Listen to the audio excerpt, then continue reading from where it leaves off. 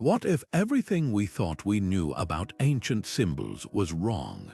Picture this. You're standing in front of a 1,000-year-old temple, tracing your fingers over carvings that have been called sacred, divine, even mystical. But what if these weren't just prayers etched in stone? What if they were something far more practical, ancient climate diagrams hidden in plain sight? For centuries, we've interpreted these patterns as purely religious, but new discoveries are turning that assumption on its head.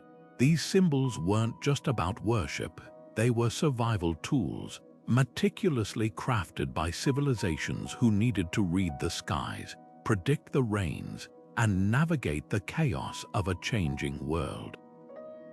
Think about the spiral motifs found in Neolithic Europe, winding like the cycles of the seasons, or the zigzags adorning Mesoamerican temples, mirroring the jagged paths of lightning across stormy skies.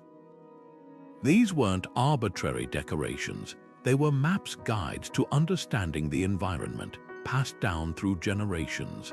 Imagine the urgency of a community relying on these symbols to know when to plant crops, when to seek shelter, or when to prepare for drought. This isn't just art or ritual, it's science, encoded in symbols we've misunderstood for millennia, and today we're finally cracking the code. This journey isn't just about rediscovering the past, it's about redefining it. We're about to explore 22 of these enigmatic patterns, peeling back layers of interpretation to reveal their true purpose. From the deserts of ancient Mesopotamia to the highlands of the Andes, these symbols tell a story of human ingenuity, of civilizations so deeply connected to their environment that they wove its rhythms into their very faith. By the end of this video, you'll never look at these ancient designs the same way again. So let's dive in, because history, it turns out, has been keeping secrets. And they're written in the language of the earth itself. Take the spiral, one of humanity's oldest and most universal symbols. For generations, we've been told it represents the soul's journey, the cycle of life and death, or even the path to enlightenment. But what if its true meaning was far more grounded? What if these twisting, turning designs were actually ancient climate records, visual maps of repeating weather patterns that dictated survival?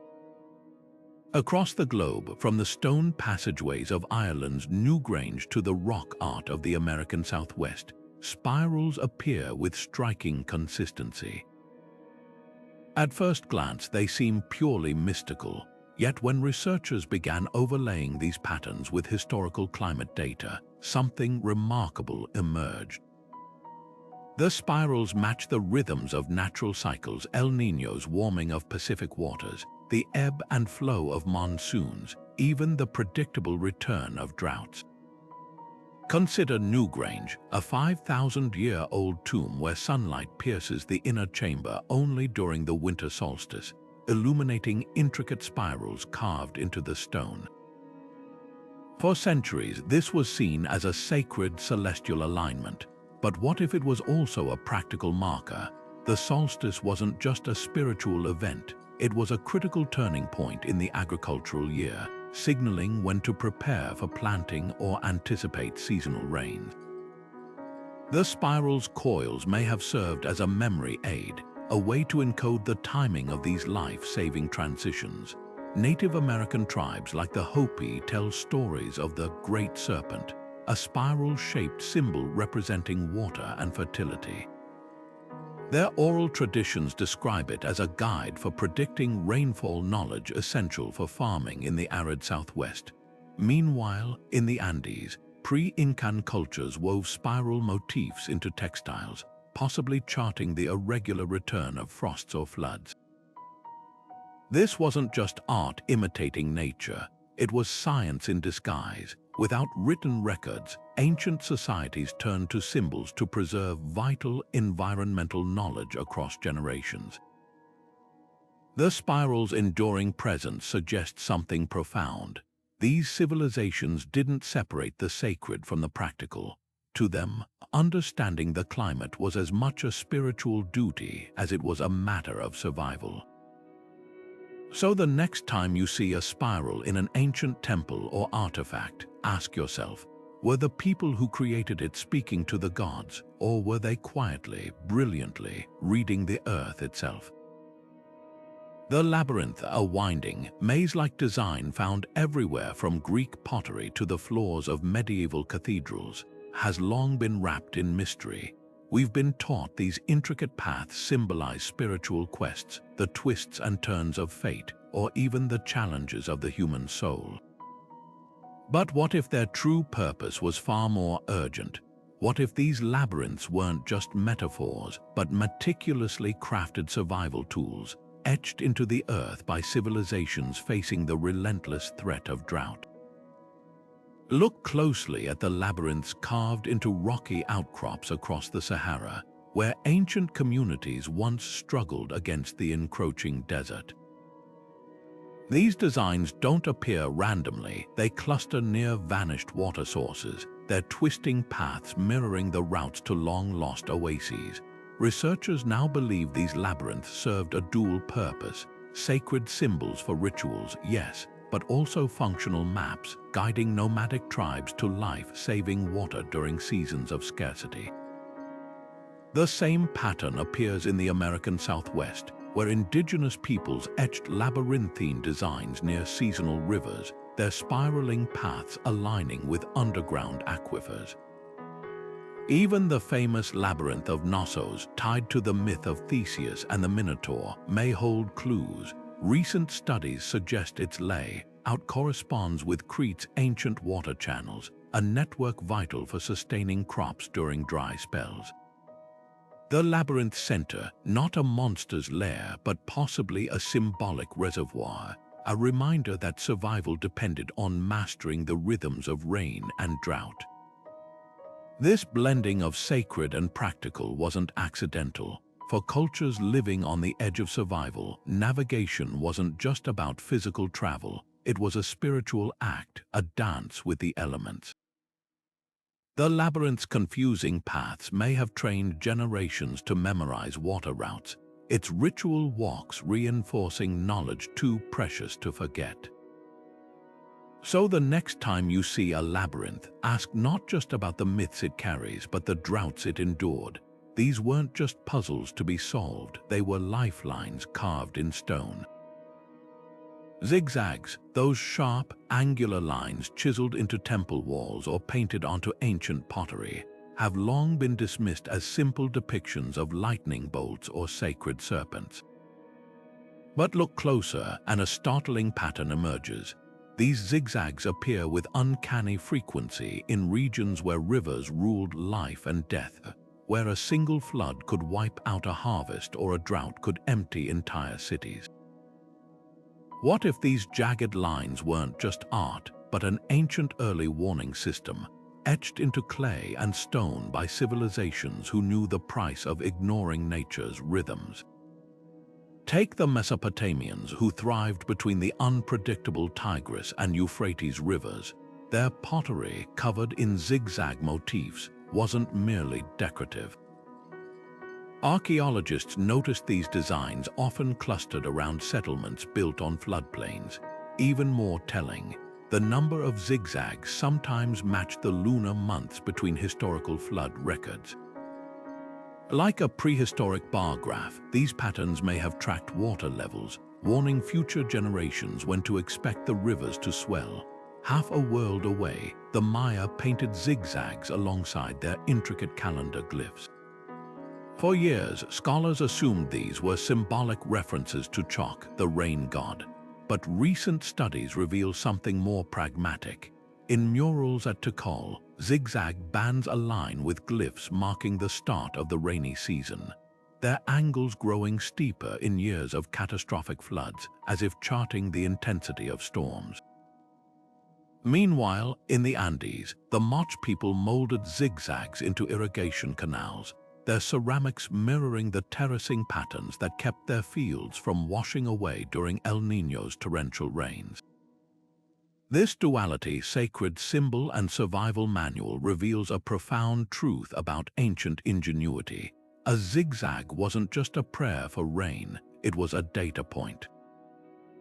Without satellites or sensors, these cultures turned art into archive, embedding climate knowledge into objects meant to last. A pot might shatter, a temple might crumble, but the message endured: respect the river's rhythm or perish. So the next time you see a zigzag in an ancient artifact, ask not just what it represented, but what it remembered, because for our ancestors, survival wasn't just about faith. It was about reading the signs. The tree of life, an image so universal it appears in myths from ancient Assyria to Viking legends, often described as a bridge between heaven and earth. But what if this sacred symbol was also something far more grounded? What if its twisting roots and sprawling branches weren't just metaphors for cosmic unity, but meticulous records of real ecosystems, etched by civilizations watching their world change? Take the Assyrian carvings of the Tree of Life, its branches heavy with dates and pomegranates. For years, these were seen as purely religious imagery, offerings to the gods. Yet when archaeologists compared these carvings to climate records, a startling pattern emerged. The most detailed, lush depictions coincide with eras of reliable rainfall and abundant harvests, while sparse, withered trees appear during droughts. In one temple, a sequence of carvings shows the tree's leaves thinning over decades, mirroring sediment layers that reveal a prolonged dry spell. It's as if artisans weren't just worshipping nature, they were documenting its decline. Even more compelling are Norse Yggdrasil legends, where the great ash tree's health reflects the fate of the world. Modern dendrochronologists, scientists who study tree rings, note that Norse settlements expanded during warm periods when actual ash trees thrived, then retreated when cooling climates stunted growth. The sagas describe Yggdrasil's leaves trembling before catastrophes, a detail that aligns with observations that trees grow stressed rings before volcanic eruptions or harsh winters.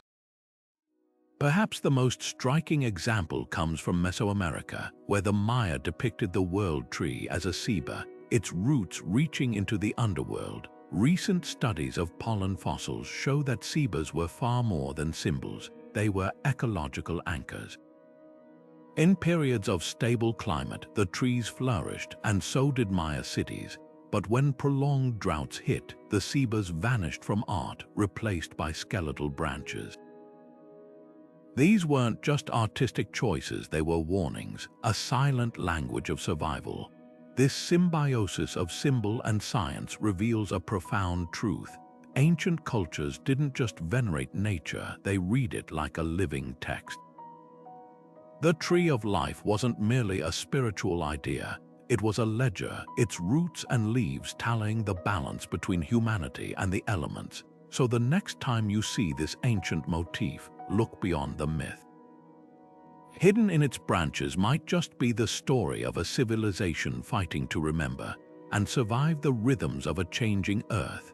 The Sun Cross, a circle quartered by 4 equal lines, appears in cultures from Bronze Age Europe to pre-Columbian America, often revered as a sacred solar emblem.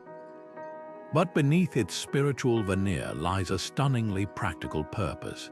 These crosses weren't just objects of worship, they were precision tools, etched into stone and metal to track the sun's journey across the sky. Imagine standing at the center of Stonehenge as dawn breaks on the summer solstice, sunlight slicing perfectly between the towering stones to illuminate a sun-cross carving. This wasn't just ceremony, it was celestial engineering, a way to mark the turning of seasons critical for survival. Archaeologists studying Neolithic sites in Ireland found sun crosses positioned so that shadows cast by the stones would align with the cross's arms only during equinoxes. Farmers didn't need written calendars, they could see when to plant or harvest by watching how light interacted with these symbols. In the American Southwest, Ancestral Pueblones painted sun crosses alongside spiral motifs, creating composite calendars where the cross tracked solar phases while spirals logged longer climate cycles. Together, they formed a multi-layered guide to agriculture in an unforgiving desert. Even the Vikings, often remembered as raiders, relied on sun crosses in quieter ways. Artifacts from Greenland reveal Norse settlers using these symbols to predict the brief growing season, their arms corresponding to the sun's position over fjords where ice melt dictated planting. When the cross's shadow shortened to a certain angle, it signaled time to sow barley, knowledge that meant the difference between plenty and starvation. What makes these crosses so remarkable is their duality. They weren't just passive symbols, they were interactive technology. A priest might pray to the sun god before one, while a farmer a few steps away used its shadows to gauge the optimal week for sowing seeds. This merging of sacred and practical speaks to a deeper truth. For ancient cultures, survival was spirituality. The sun cross didn't just represent the divine, it was a dialogue with the elements, a way to translate celestial patterns into earthly abundance. So the next time you see this ancient symbol, look beyond its symmetry. Those four lines, they're not just arms of a cross, they're the hands of a clock ticking to the rhythm of the earth itself. Serpents slither through the myths of nearly every ancient culture. But what if their coiled forms held secrets far beyond the spiritual? From the feathered serpent Quetzalcoatl of the Aztecs to the cosmic Naga of Hindu temples, these creatures weren't just symbols of creation or chaos. They were guardians of something far more precious, water itself. Follow the serpent's path, and you'll often find it leads to life-giving springs, hidden aquifers, or the unpredictable veins of seasonal rivers. This isn't coincidence, it's coded knowledge, carved into stone by civilizations who understood that survival depended on reading the land's hidden language. Take the Aztecs, who built their capital, Tenochtitlan, on an island in Lake Texcoco. Their temples teem with serpent motifs, their undulating bodies mirroring the labyrinthine canals that fed crops and prevented flooding. But look closer and you'll notice something startling. Serpent carvings cluster around ancient cisterns and diversion channels, their scales sometimes arranged in patterns that match local rainfall cycles. One relief at Templo Mayor shows Quetzalcoatl wrapped around a spring, his body segmented into sections that correspond to the months between dry and wet seasons. Was this just art or a sacred blueprint for water management? Half a world away, Hindu stepwells in Rajasthan tell a similar story. These intricate structures, built to combat drought, are adorned with Naga sculptures coiled around pillars. At first glance, they seem purely decorative, but descend into the wells during monsoon season, and the truth reveals itself. As water rises, it laps at specific points along the serpent's bodies, markers that once signaled when to ration water or prepare for shortages. The Naga wasn't just a mythical protector, it was a living gauge, its stone scales a measure of survival. Even more striking is the rainbow serpent of Aboriginal Australian rock art, its sinuous form painted along dry riverbeds that only flow after rare rains. Archaeologists studying these sites noticed something curious. The serpent's length often matches the distance to the nearest permanent waterhole, while its colors fade in areas where droughts historically lasted decades. These weren't just stories, they were maps passed down through generations to navigate a landscape where water was never guaranteed. What unites these serpent symbols across continents is their urgency. A serpent near water wasn't just a mythic guardian. It was a warning, a guide, a reminder that every spring could vanish, every river could betray. Ancient cultures didn't separate the sacred from the practical. They wove them together, turning reverence into resilience. So the next time you encounter a serpent in ancient art, ask not just what it symbolized, but what it safeguarded. beneath its coiled body might lie the answer to one of humanity's oldest questions: where to find water when the earth runs dry. Checkerboard patterns, those alternating squares of black and white, appear everywhere, from ancient Roman villas to Hopi ceremonial dolls, often brushed off as simple representations of balance or duality. But dig deeper and these grids reveal a startling secret. They weren't just philosophical symbols, they were agricultural almanacs etched into art to preserve the life or death science of soil management. Imagine a Hopi farmer centuries ago tracing the squares on a Kachina doll not as an abstract design, but as a practical guide to which fields lay fallow and which were ready to plant. This wasn't decoration, it was data. Soil samples from ancestral Hopi lands tell a compelling story. Fields once cultivated in precise rotation match the checkerboard motifs found in their artifacts, with darker squares corresponding to plots left to recover while lighter ones marked active planting zones. The same pattern emerges in Roman mosaics unearthed near Pompeii, where estate records show vineyard divisions mirroring the exact dimensions of nearby mosaic floors. Even the colors held meaning: ochre squares for wheat fields, ash gray for land resting under burnt stubble, a technique still used to replenish soil. But the brilliance of these patterns goes deeper. In the Andes, pre-Incan textiles woven with checkerboard designs align with terraced farms where alternating squares prevented erosion during heavy rains. Similarly, Celtic stone carvings in Ireland's Boyne Valley place checkerboards near riverbanks, their grids matching ancient floodplain divisions that let soil regenerate after seasonal overflows. These weren't random artistic choices, they were mnemonics, turning sacred objects into living textbooks for sustainable farming. What's most striking is how these symbols transcended culture and continent. Whether in the desert Southwest or the Mediterranean coast, civilizations facing different climates arrived at the same solution: encoding soil wisdom into art. The checkerboard wasn't just a pretty pattern, it was a covenant between people and land, a promise to listen to the Earth's needs. So the next time you see this ancient design, look beyond its symmetry. Those alternating squares, they're not just about balance, they're about survival, a silent language of reciprocity between human hands and the ground that feeds them. Wave symbols carved into coastal cliffs and painted onto ancient pottery have long been dismissed as simple representations of the sea's endless motion. But what if these undulating lines held darker, far more urgent meanings? For cultures living at the ocean's mercy, waves weren't just art, they were archives, recording the rise and fall of catastrophic tides that could erase entire villages in an instant.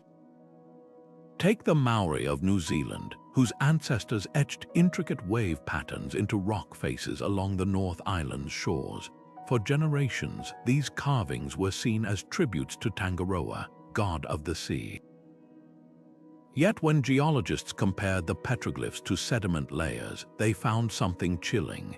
The tallest, most jagged wave motifs align perfectly with geological evidence of ancient tsunamis, some dating back 700 years.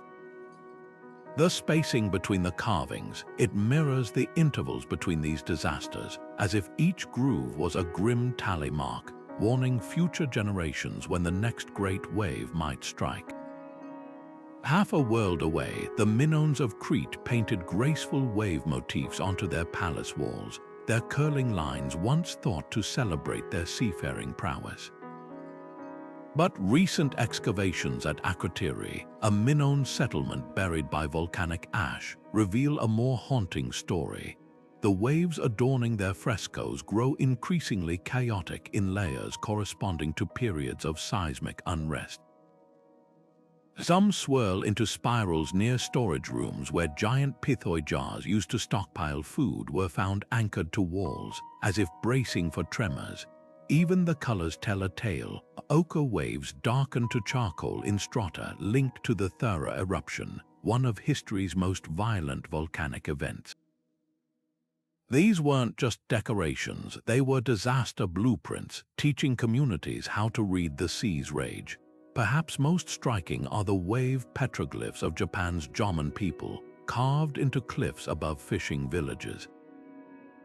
Archaeologists once assumed these were fishing calendars marking seasonal catches, but when linguists studied Ainu oral histories descendants of the Jomon, they uncovered a crucial detail. Elders spoke of the wave that walks, a phrase used to describe tsunamis, and pointed to the petroglyphs as records of past events. The carving's heights correspond to flood levels documented in thousand-year-old cedar stumps, their saltwater scars still visible today. What unites these wave symbols across oceans and millennia is their practicality. For coastal cultures, survival depended on remembering the sea's worst moods. Without written records, they turned art into collective memory, encoding survival lessons in stone and pigment. A wave wasn't just a shape, it was a story, a beacon from the past saying, when the water recedes this far, run. So the next time you see an ancient wave motif, look beyond its beauty. Those curves might not just depict the sea's rhythm, they could be tracing its rage, a message carved in stone for those who know how to read it. The polar bear, majestic, solitary, revered by Inuit cultures as a spiritual guide and formidable hunter. But beneath its sacred status lies a startling truth. This animal wasn't just a symbol of strength. It was a living barometer, its movements a silent language of climate change. Inuit oral histories describe polar bears appearing near settlements in cycles, their arrivals coinciding with periods when sea ice grew scarce. These weren't random encounters, they were ecological cues, signaling when to shift hunting grounds or prepare for harsh winters. Carved ivory amulets depicting bears often show them facing specific directions, aligning with ancestral migration routes that changed as temperatures fluctuated. The bear wasn't just worshipped, it was watched, its behavior a survival manual etched in snow and memory. Now travel back 20,000 years to the caves of Lascaux, France. The famous paintings of bison and horses surging across rock walls have been called early art, even ritual magic. But look closer. The herds aren't static, they're sequenced, layered in ways that match pollen records of vegetation shifts during the last ice age. Some animals appear only in certain chambers, their placement corresponding to periods when those species migrated north or south as temperatures rose and fell. What if these caves weren't just galleries but glacial-era climate models? A stag painted near the entrance might have marked the start of spring migrations, while woolly rhinos deep inside signaled the onset of winter's grip. Egypt's scarab beetle offers another clue. Revered as a solar symbol, it was also a meticulous environmentalist. Ancient farmers noted that scarabs rolled dung balls in precise patterns before Nile floods, their activity peaking when river levels were optimal for planting. Temple reliefs often show scarabs with wings spread at specific angles, mirroring the insect's real-life tendency to take flight when humidity signaled approaching rains. The beetle wasn't just a god, it was a gauge, its biology woven into the fabric of agriculture and faith. From the Arctic to the Nile, animal totems served a dual purpose. They connected people to the divine, yes, but also to the earth's pulse. When a culture carved a bear or painted a herd, they weren't just creating art, they were annotating an ecosystem. These symbols held generations of observation, a way to predict when to move, when to sow, when to seek shelter. In a world without satellites or sensors, animals were the original climate scientists, and their images, preserved in sacred art, were humanity's first weather forecasts. So the next time you see an ancient animal symbol, ask not just what it represented, but what it remembered. Behind every sacred beast might lie a map, a guide to surviving on a planet that never stops changing. Dotted circles, simple yet profound patterns scattered across ancient artifacts may seem like basic decorations at first glance, but look up and the truth reveals itself. These clusters of dots mirror the night sky, serving as celestial maps that guided entire civilizations through the uncertainties of weather and time. In Aboriginal Australian rock art, concentric circles of dots aren't just artistic expressions, they're meticulous records of star movements, each mark corresponding to constellations that heralded seasonal changes. Elders from the Yolngu people describe how certain dot arrangements align with the rising of the Pleiades, a star cluster whose appearance in the dawn sky signals the arrival of monsoon rains. These weren't random specks of pigment, they were survival tools painted onto cave walls to teach generations when to hunt, when to gather, and when to seek shelter. Across the globe, Celtic standing stones tell a similar story.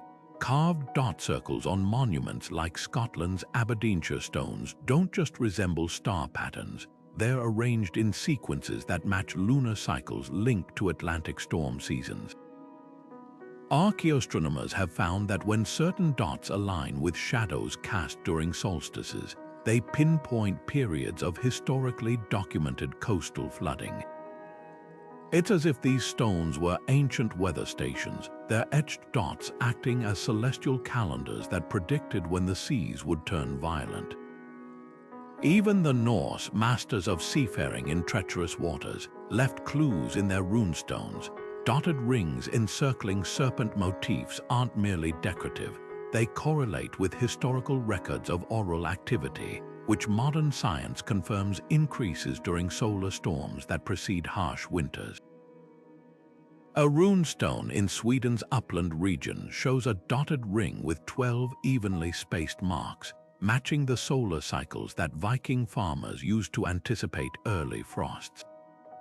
These weren't just symbols of myth, they were equations carved in stone by people who understood that the heavens held the key to earthly survival. What unites these dotted patterns across cultures is their brilliance in merging observation with necessity.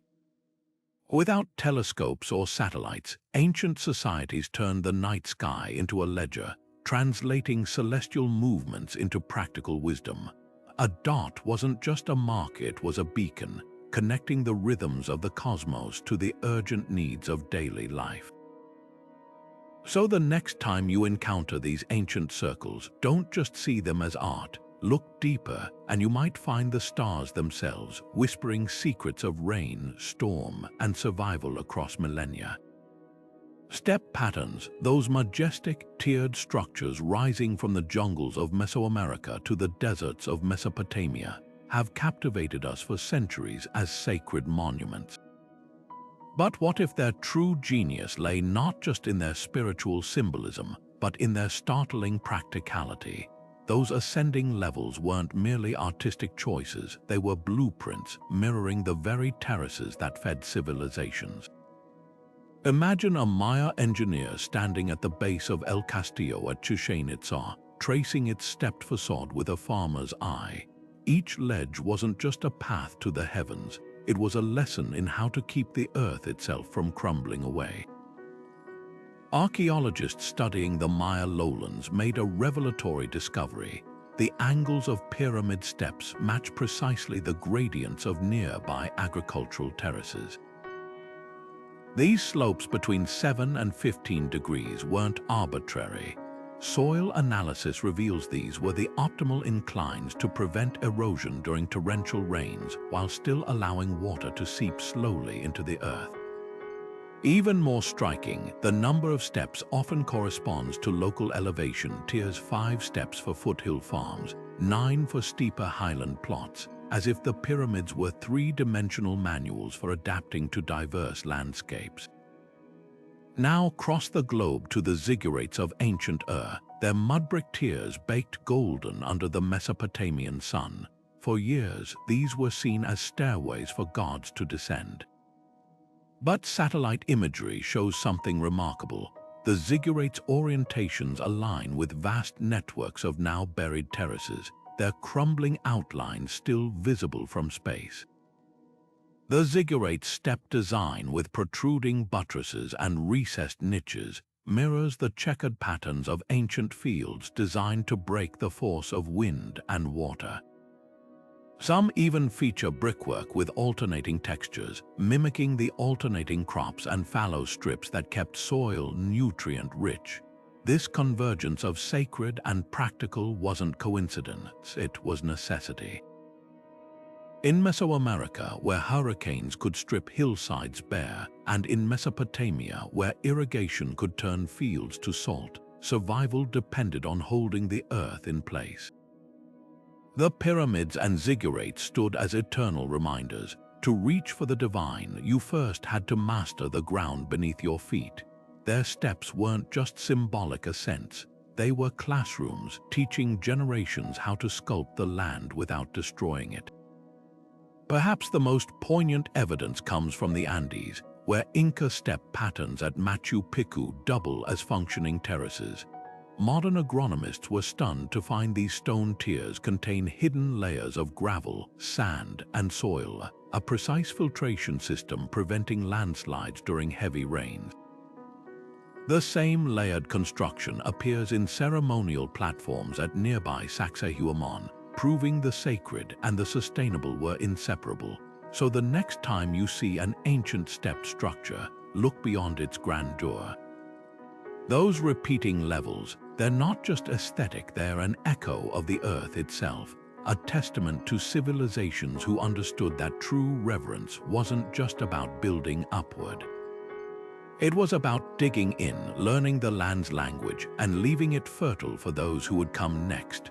Stretching across the walls of Argentina's Cueva de los Monos, hundreds of handprints press into the rock, some small, some large, their ochre pigment still vivid after 9,000 years. For generations, these silhouettes were seen as sacred marks, perhaps rites of passage or offerings to the spirits, but something far more profound may hide in their palm lines.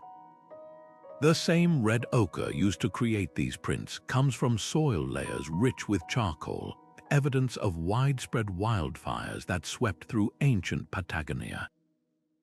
And here's the striking part, those fires weren't natural. Pollen studies reveal they coincided with the disappearance of native forests and the arrival of humans. Could these handprints be more than ritual? Some archaeologists now suggest they're among humanity's earliest environmental warnings. The prints cluster most densely in caves near areas where slash-and-burn agriculture left its mark, their reddish hue mirroring the iron-rich soils exposed after vegetation vanished.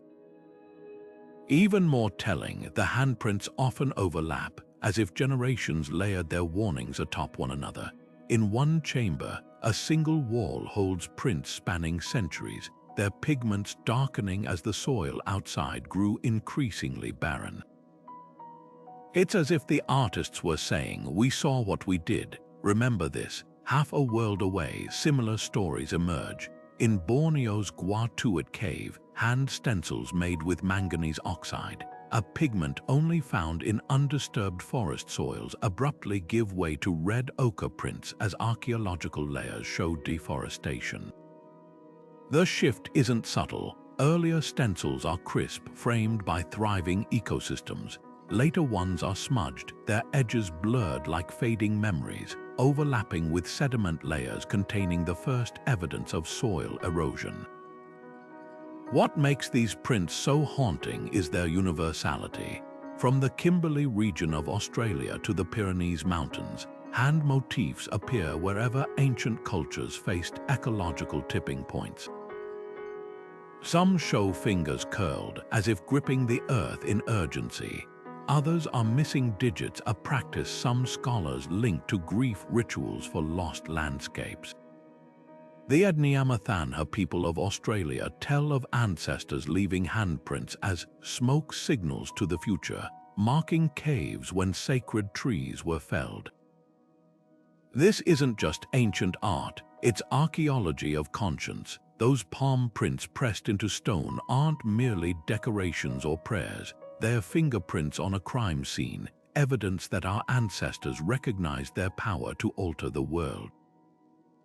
The ochre isn't just pigment, it's the dust of what was lost. So the next time you see a prehistoric handprint, don't just marvel at its age, look closer. That outline might be humanity's oldest confession, a silent admission that even then, we knew the cost of reshaping the earth to our will. And we chose to leave a record, not in words, but in the language of touch itself. We were here. We saw, we changed everything. The double helix, an elegant spiral that twists upon itself, has mesmerized cultures across time, from the sacred carvings of the Maori to the genetic myths of indigenous tribes. But what if this iconic shape wasn't just a spiritual metaphor? What if it was a mirror of the ocean's hidden highways, a living map of the currents that shaped civilizations? For ancient seafarers, the double helix may have been more than art. It was a survival tool, etched into wood and stone to decode the rhythms of wind and water that ruled their world. Take the Maori puterino, a flute carved with double helix patterns. Museum labels often call it a representation of the life force or ancestral connection. Yet oceanographers studying Polynesian navigation routes noticed something uncanny. When overlaid with Pacific Current maps, the flute spirals align almost perfectly with the paths of the Great Oceanic Conveyor Belt, the same currents that carried Polynesian voyagers across thousands of miles of open ocean. The tighter coils match areas where currents swirl into eddies, while the wider gaps correspond to the swift, straight flows of trade winds. Could these carvings have served as three-dimensional charts, guiding navigators through the sea's invisible corridors? The evidence grows even stronger when we look to the ancient Mediterranean. Phoenician traders, masters of maritime commerce, adorned their ships with double helix motifs. At first glance, they resemble the caduceus, a symbol of commerce and divine messenger gods. But dive deeper. Ancient ship logs recovered from Mediterranean wrecks describe sailors using spiral-shaped knots in ropes to measure current strength, a practice still used by traditional fishermen in Greece today. The number of twists in the knot indicated the speed of the flow, helping captains adjust their routes to harness or avoid the sea's power. Perhaps most striking are the double helices woven into the textiles of Peru's Paracas culture, a civilization that thrived along one of the world's most unpredictable coastlines. Their intricate fabrics, preserved in desert tombs, feature spirals dyed in alternating shades of blue and ochre. Archaeologists long assumed these were abstract designs, until marine scientists compared them to sediment cores from the nearby Humboldt Current. The color shifts in the textiles match historical El Niño events, when warm waters disrupted the cold current's flow, causing catastrophic floods and droughts. The Paracas artists weren't just weaving patterns, they were encoding climate history into cloth, creating tactile records of the ocean's moods. What unites these double helix symbols across cultures is their profound practicality. In a world without satellites or sonar, ancient mariners turned to the natural world for guidance. They saw in the twisting vines of forests and the coiled shells on beaches a language of movement, a reflection of the same spiraling forces that drove the tides and winds. The double helix wasn't just a sacred symbol. It was a scientific model, a way to visualize the invisible forces that fed nations or drowned them. So the next time you encounter this ancient motif, don't just see its beauty. Look closer and you might find the ocean itself, whispering its secrets in the language of the spiral. Mandalas, those intricate, mesmerizing circles of color and symmetry, are often seen as sacred maps of the cosmos or guides to enlightenment. But peel back their spiritual layers and you'll find something astonishing. these designs are ecological blueprints, mirroring the precise organization of forests, wetlands, and even coral reefs. Take the Tibetan sand mandala, its concentric rings radiating outward like ripples in a pond. At first glance, it's a meditation on unity. Yet ecologists point out its uncanny resemblance to the zoning of Himalayan wetlands, where the innermost ring, often depicted in deep blues, matches the still waters at a marsh's heart, while the outer bands of red and gold mirror the transition to drier, shrub-lined edges. This isn't just symbolism, it's a scaled-down model of how life organizes itself around water, a lesson in balance disguised as devotion. Even more striking is the mandala's fate. After weeks of painstaking creation, monks ritualistically destroy their sand artwork, sweeping it into rivers as an offering. Scholars have long interpreted this as a teaching on impermanence, but what if it's also a silent warning? In ecosystems, disruption follows the same pattern. A single disturbance, like a landslide or drought, can erase the delicate order of a wetland as swiftly as a monk's hand scatters sand. The mandala's destruction mirrors the fragility of the natural systems it emulates, a visceral reminder that harmony, once broken, flows away as easily as grains of colored dust. Now consider the mandalas of Japan's Shingon Buddhists, their geometric petals unfolding like the layers of a forest canopy. Botanists studying these designs note how the spacing between motifs mirrors the distribution of trees in old-growth woods, where taller species create gaps for sunlight to reach understory plants. Some mandalas even use color gradients that match the way light filters through leaves, with gold at the center fading to green at the edges. It's as if the artists were encoding the secrets of sustainable forestry into their sacred art, teaching that every layer, from canopy to root, relies on the others. Perhaps the most profound example comes from the tantric mandalas of India, where intricate lattice patterns resemble the branching networks of mycorrhizal fungi, the underground internet that connects tree roots and shares nutrients across a forest. Modern ecology confirms these networks are vital to ecosystem health, yet ancient cultures seem to grasp their importance centuries ago, weaving their fractal-like structures into meditation tools. The mandala, then, isn't just a spiritual diagram, it's a snapshot of interdependence, a testament to the unseen threads that bind life together. So the next time you encounter a mandala, look beyond its beauty. Those concentric circles, they're not just pathways to the divine, they're maps of the earth's wisdom, drawn by hands that understood the deepest truth. Spirituality and ecology were never separate. To meditate on a mandala is to contemplate the very fabric of the living world, one grain of sand at a time. Quetzalcoatl, the feathered serpent deity whose undulating form graces Aztec temples, wasn't just a god of wind and rain, he was a living barometer, his very architecture whispering secrets of the coming storms. Modern meteorologists mapping ancient Mesoamerican sites made a startling discovery. Temples dedicated to Quetzalcoatl align precisely with the direction of seasonal winds that herald the monsoon's arrival. At Teotihuacan, the temple of the feathered serpent staircase faces northeast, catching the first gusts of the Tehuantepec wind's violent downdrafts that precede summer rains by weeks.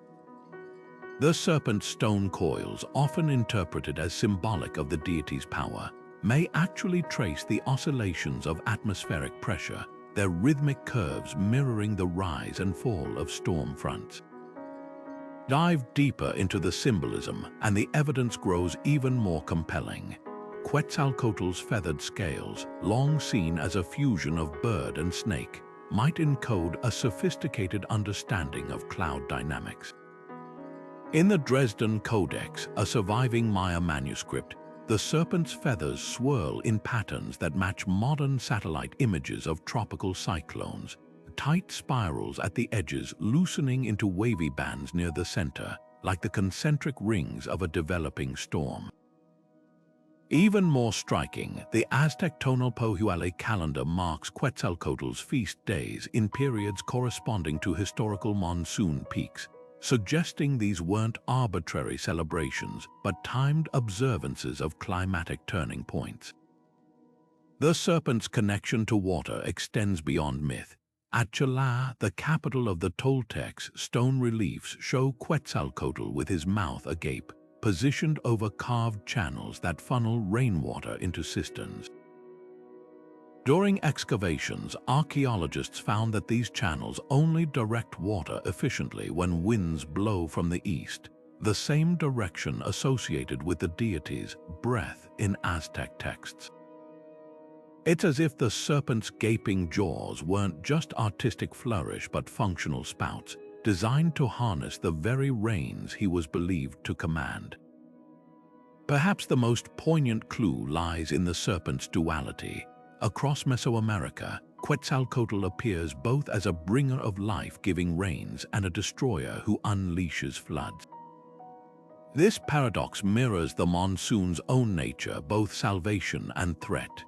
In the annals of Quetzalcoatl, Aztec scribes describe years when the feathered serpent shed his scales, a metaphor modern climatologists link to El Niño events that disrupted rainfall patterns, triggering droughts or deluges. The serpent's shedding, then, wasn't just myth, it was a coded record of climate anomalies, a way to preserve the memory of ecological upheaval across generations.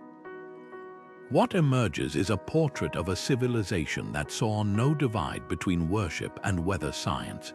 To venerate Quetzalcoatl wasn't just to pray for rain, it was to study the wind's direction, to track the cloud's formation, to read the land's thirst in the serpent's stone scales. The feathered serpent didn't just symbolize the monsoon, he was its teacher, his coils a curriculum written in the language of the sky. So the next time you see his image carved into an ancient wall, look beyond the artistry. Those feathers might not just be adornments, they could be the brushstrokes of a forgotten meteorology, painted across centuries. Golden solar discs gleam from the walls of Egyptian tombs and the high-altitude temples of the Inca, their burnished surfaces catching the light like miniature suns. For centuries, we've interpreted these sacred objects as pure symbols of divine power, emblems of Ra or Intai, gods who ruled the heavens. But peel back the gilded surface, and a startling truth emerges. These discs weren't just objects of worship, they were environmental sensors crafted with materials that reacted to the sun's most dangerous moods. Take the golden pectorals found in Tutankhamun's tomb, their surfaces polished to a mirror-like finish. Archaeometallurgists analyzing their composition made a curious discovery. The alloys used contain unusually high levels of copper, a metal that tarnishes rapidly under intense ultraviolet radiation. Records from the same era describe priests noting changes in the disc's luster, events that correlate with hieroglyphic accounts of crop failures and scorched earth. Could these sacred objects have doubled as early warning devices? When the gold darkened, it signaled periods of heightened UV exposure, prompting farmers to harvest grains before the sun could bleach their nutrients away. High in the Andes, the evidence grows even more compelling. Inca sun discs, or Intihuatana, were often fashioned from a rare alloy of gold and platinum, a combination modern scientists now know reflects harmful UV rays with extraordinary efficiency. Spanish chronicles describe priests positioning these discs to cast shadows at specific angles during solstice ceremonies, but recent studies of pollen samples from nearby terraces reveal something remarkable. The years when solstice shadows fell shortest, indicating the sun's most direct, UV-intense position, align with layers of stunted maize kernels in the archaeological record. The discs weren't just marking time, they were measuring the sun's fury, their gleaming surfaces serving as ancient photodetectors. even the disc's ceremonial use hints at their dual purpose. In Egypt, the opening of the mouth ritual involved passing a solar disc over a mummy's face, an act traditionally seen as bestowing divine breath. Yet medical scans of mummies from arid regions show unmistakable patterns of UV-induced skin damage, with priests and farmers displaying the deepest lesions. The ritual may have held a practical warning: beware the sun's kiss even in death. Similarly, Inca sun virgins wore golden discs as chest plates, their positioning corresponding to the thymus gland, a UV-sensitive organ critical for immune function. What's most striking is how these cultures encoded survival into their sacred objects. A solar disk wasn't just a symbol of life giving light, it was a guardian against that same light's destructive power. The materials chosen, the rituals performed, even the angles at which they were held, all whispered the same urgent message. The sun was both giver and taker, and survival meant reading its signs. So the next time you see one of these ancient discs gleaming in a museum case, look beyond its brilliance. That golden surface, it's not just reflecting light, it's reflecting wisdom, a millennia-old lesson in balancing reverence with resilience. Fish scales shimmer across ancient wooden beams in Japanese shrines, their delicate patterns catching the light like ripples on a pond. For generations, these carvings were seen as tributes to mythical koi or symbols of perseverance, but look closer, and a more pragmatic story emerges. At Kyoto's Shimogamo Shrine, researchers noticed something peculiar. The density of scale carvings intensifies near historical freshwater springs, their intricate overlaps mirroring sediment layers that reveal centuries of water quality changes. Where scales are tightly packed, archaeological evidence shows the clearest water. Where they sprawl loosely, soil samples contain traces of algae blooms or silt. This wasn't just artistry, it was hydrology encoded in wood. The same pattern appears halfway across the world in Viking settlements.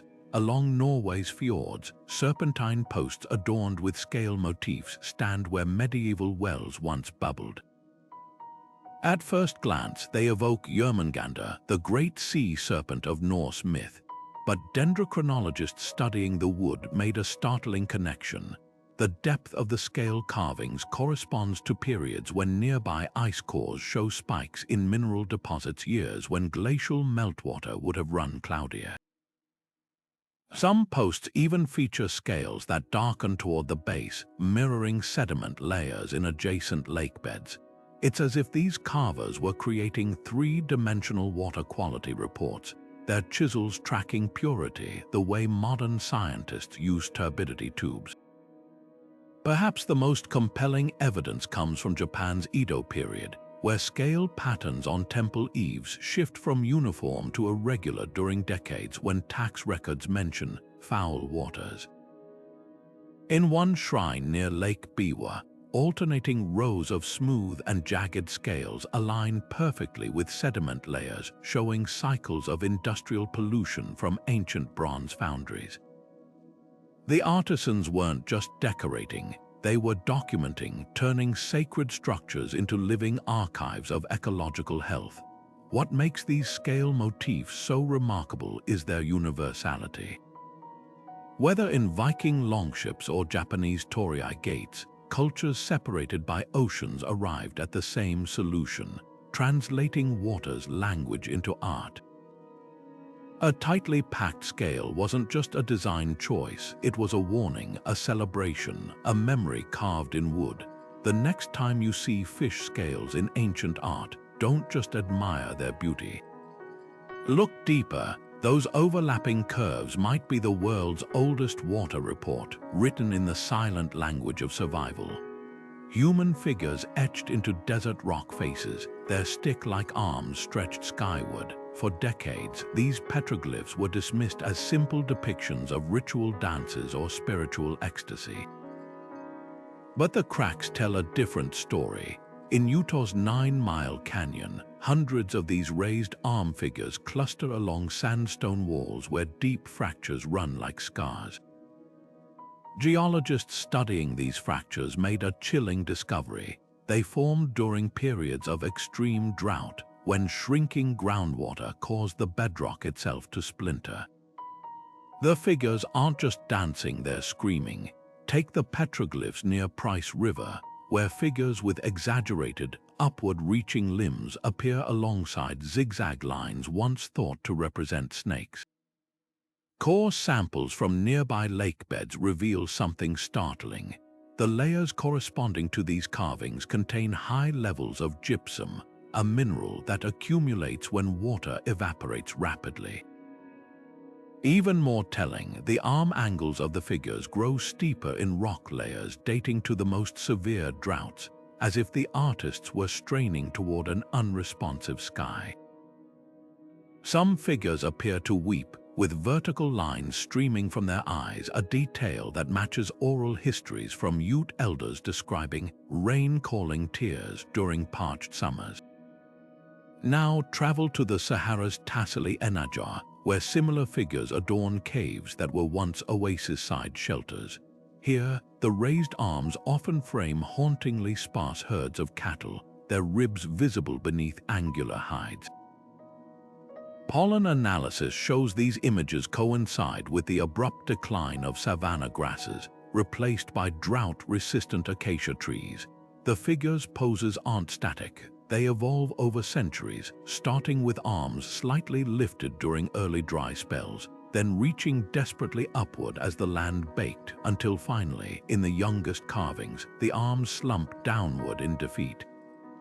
Perhaps the most poignant evidence comes from Australia's Burrup Peninsula, where Aboriginal rock art shows figures with arms raised beside empty waterholes. These petroglyphs overlay older, more vibrant scenes of swimming kangaroos and fish, a visual timeline of ecological collapse. Elders from the Yaburara people describe these later figures as Malu Kurlunka, the ones who ask too late, a warning about ignoring early signs of scarcity. What unites these global images is their urgency. A raised arm wasn't just a ritual gesture, it was a distress signal carved in stone, a way to say, the cracks are spreading.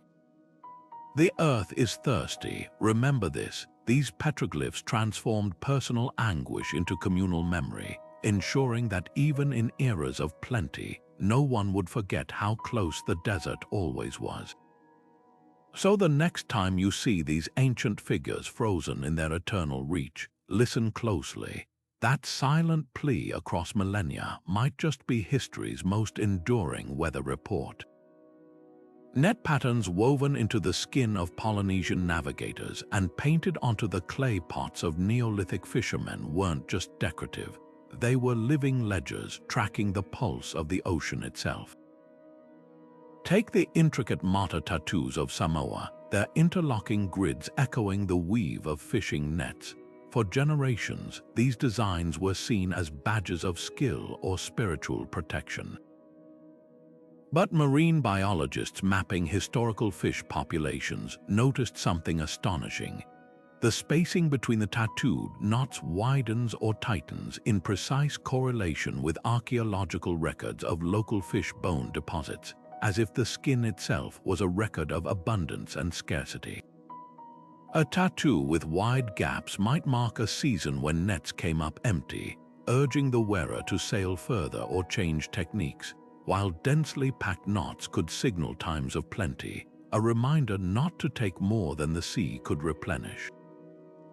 This same language of knots appears in the pottery of Japan's Jomon people, their coiled clay vessels imprinted with net-like patterns. At first glance, they seem purely functional, maybe even imprints from actual nets pressed into wet clay. But when researchers compared these impressions to sediment cores from nearby seabeds, a pattern emerged. Vessels from layers rich in fish bones show tight, uniform weaves, while those from eras of declining catches feature irregular, gap-riddled designs. Even more telling, some pots display a mix of both, possibly marking transitional periods when fishers adjusted their mesh sizes to avoid catching juvenile fish, a practice modern conservationists call selective harvesting. The brilliance of these net patterns lies in their adaptability. In the Marshall Islands, traditional stick charts navigational maps made from palm ribs and shells include net motifs that change orientation based on the season.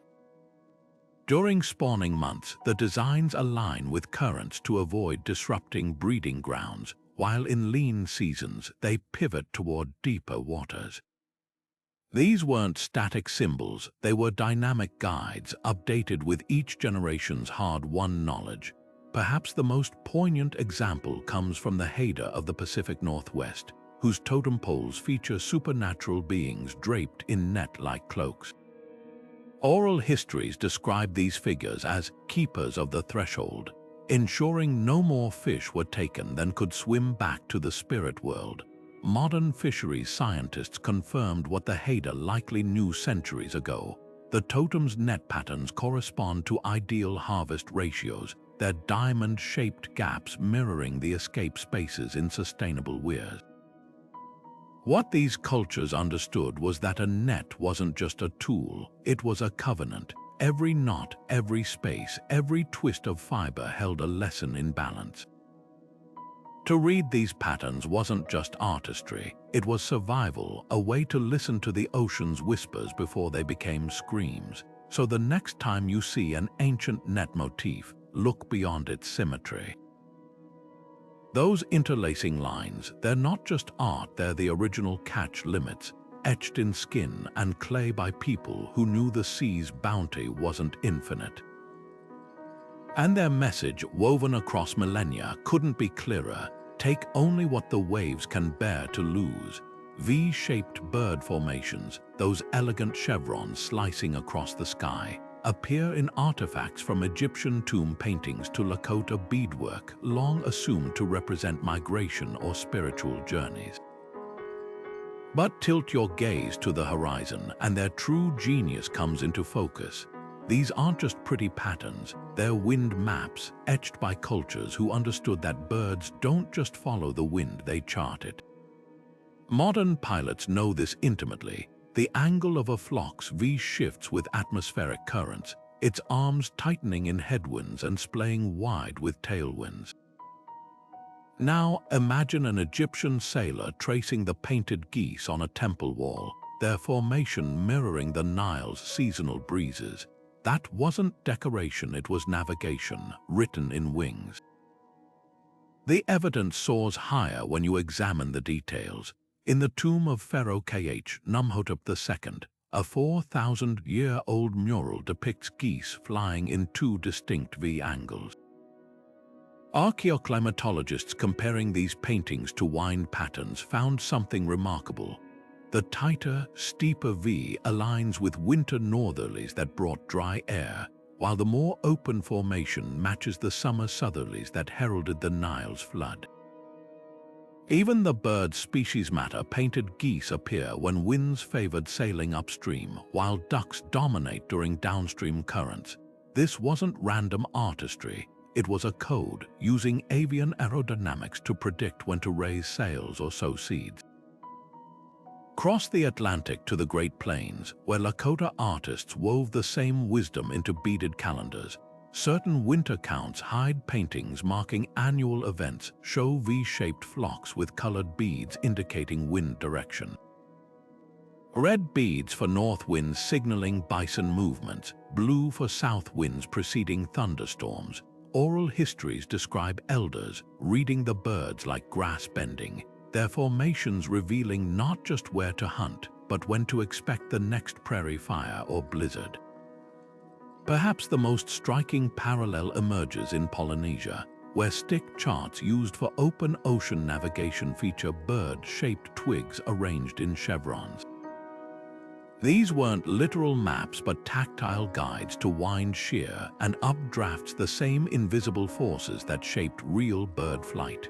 A chart from the Marshall Islands positions its bird motifs where frigate birds traditionally pivot, marking the boundary between trade winds and doldrums.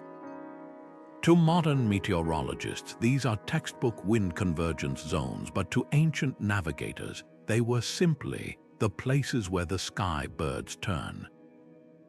What these cultures grasped was a truth we're only now rediscovering. Birds are living weather vanes, their wings tracing the invisible handwriting of the atmosphere.